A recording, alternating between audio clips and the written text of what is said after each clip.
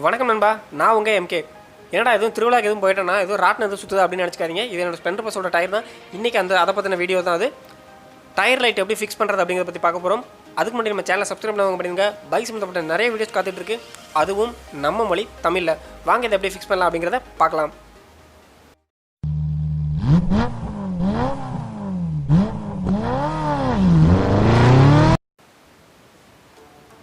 இதை வந்து நம்ம பைக்கில் ஃபிக்ஸ் பண்ணுற முன்னாடி இதை பற்றின ஒரு சின்ன ரிவ்யூஸ் பார்த்துடலாம். அதாவது நம்ம பார்த்து சொன்னால் ஒரு குட்டி ஸ்டோரி பண்ணிடலாம்.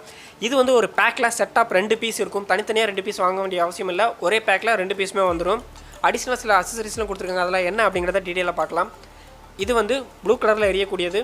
மோஷன் கண்ட்ரோல் மூலமாக ஒர்க் ஆகும். அதாவது பல்பை வந்து லைட்டாக ஷேக் பண்ணிங்கன்னா லைட் எரிய ஆரம்பிச்சிடும். அதாவது பைக் வீல் வந்து ரொட்டேஷன் ஆகும்போது அந்த ஷேக்கிங் மூலமாக இது வந்து எரிய ஆரம்பிச்சிடும். இதை வந்து டேரெக்டாக வந்து பைக்கோடைய டியூப் மவுத்தில் அப்படியே ஃபிக்ஸ் பண்ணிக்கலாம். எக்ஸ்ட்ரா எந்த வித ஆல்ட்ரு அப்படிங்கிறது எதுவுமே பண்ண வேண்டிய அவசியம் இல்லை. டேரெக்டாகவே ப்ளக் பண்ணிக்கலாம். ப்ளூ கலரில் எரியக்கூடியது. ஸோ அந்த லைட்டில் இடத்துல வந்து லைட் வந்து டியூப் மாதிரி இருக்கும். அதை சுற்றி வந்து ஒரு மாதிரி லிக்விட் ஃபார்ம் பண்ணியிருப்பாங்க. அதனால் அந்த டியூப்ங்கிறது ஷேக் ஆகாது, எந்த வித பிரச்சனையும் இருக்காது, நல்ல குவாலிட்டியாக இருக்கும். இதை வந்து சைக்கிளில் ஃபிக்ஸ் பண்ணணும் அப்படின்னா எக்ஸ்ட்ரா பிளாக் கலரில் 2 மவுத் வந்து இது பண்ணுறதுக்காக ஒன்று கொடுத்துருப்பாங்க. அதை ஸ்க்ரூ பண்ணிட்டீங்க அப்படின்னா அதோட ஹோல் வந்து சின்னதாயிரும்.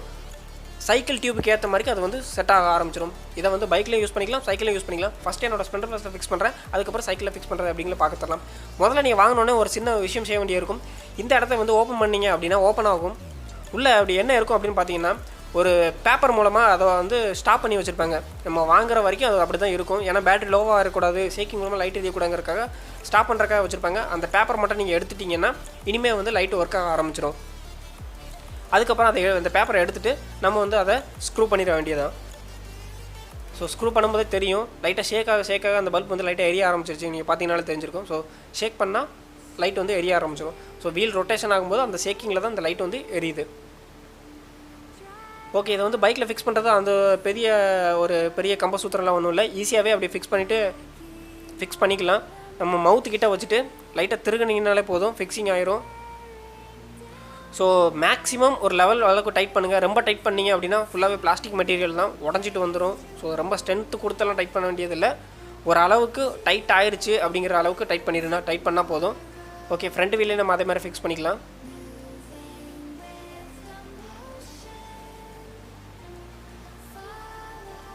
ஓகே, இப்போ வந்து ஃப்ரண்ட்லேயும் ஃபிக்ஸ் பண்ணியாச்சு, பேக் டயர்லேயும் வந்து ஃபிக்ஸ் பண்ணியாச்சு.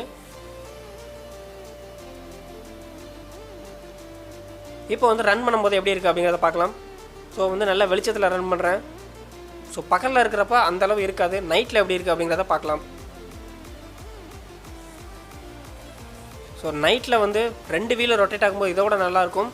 ஸோ வண்டி வீட்டுக்குள்ளே நிற்கிது அப்படிங்கிறதுனால ஒரு வீல் மட்டும்தான் நான் வந்து ரொட்டேஷன் பண்ணி காட்டுறேன். ஸோ ஸ்பீடாக போக பார்த்தீங்கன்னா நல்லாவே ரொம்பவே சூப்பராக இருக்கும் அப்படின்னு சொல்லலாம்.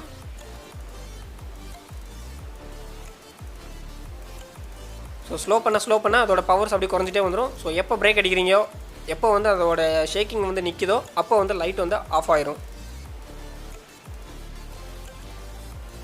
ஓகே, இதை எப்படி சைக்கிளில் ஃபிக்ஸ் பண்ணலாம் அப்படிங்கிறத பார்க்கலாம். ஃபஸ்ட்டே நான் சொல்லியிருந்த மாதிரியே அந்த பிளாக் கலரில் ஒன்று மவுத் இருக்கும். ஸோ அதுதான் வந்து அதோட ஹோலை வந்து சின்னது பண்ணக்கூடியது. அந்த பிளாக்கை வந்து நீங்கள் அதில் வச்சு ஃபஸ்ட்டு நல்லாவே சுற்றி அதை ரெடி பண்ணிடுங்க.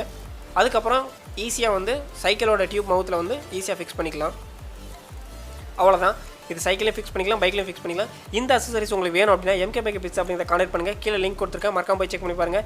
எக்கச்சக்கமான மாடிஃபிகேஷன் அக்சசரிஸ் அங்கே அவைலபிளாக இருக்குது. தேங்க்ஸ் ஃபார் வாட்சிங். உங்களுக்கு பைக் மாடிஃபிகேஷனில் இன்ட்ரெஸ்ட் அப்படின்னா mkbikerpits அப்படிங்கிறத மறக்காமல் ஃபாலோ பண்ணுங்கள். லிங்க் கீழே கொடுத்துருக்கேன், போய் செக் பண்ணி பாருங்கள். எக்கச்சக்கமான பைக் மாடிஃபிகேஷன் அக்சசரிஸ் அங்கே அவைலபிளாக இருக்குது. எல்லாமே குவாலிட்டியான அக்சசரிஸ் தான். ஸோ இன்ஸ்டாகிராம், ஃபேஸ்புக் பேஜ் அப்படின்னு சொல்லிட்டு எல்லா சோசியல் மீடியாவிலும் இருக்குது. லிங்க் கீழே கொடுத்துருக்கேன், மறக்காமல் போய் செக் பண்ணி பாருங்கள். mkbikerpitstop.